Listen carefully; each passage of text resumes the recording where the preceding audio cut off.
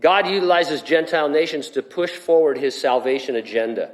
It doesn't mean they always do as he wishes. And you pause and you say, what? Wait a minute, what did you just say? I thought God was sovereign.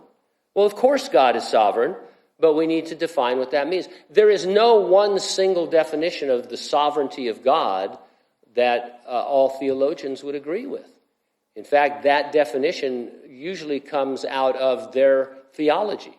Because they think a certain way, then this is what the sovereignty of God means. We here believe that in God's sovereignty, God has granted mankind free will. And this is the big argument.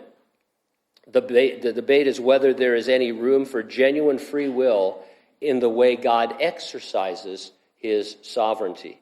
Well, it couldn't be clearer in this passage, not to me anyway.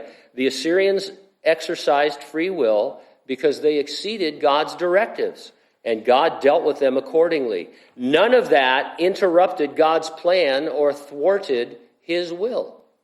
And so I think you have to look at, the way I look at it, is that God is so sovereign that he is able to account for man's free will. It falls under his sovereignty.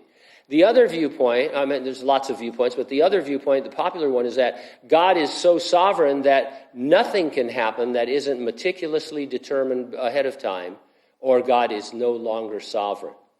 And so essentially what you end up with then is God creating Adam and Eve to sin so that he could save them and a few of their offspring and damn the rest of the human race to hell, and at the end of it say, how glorious is that?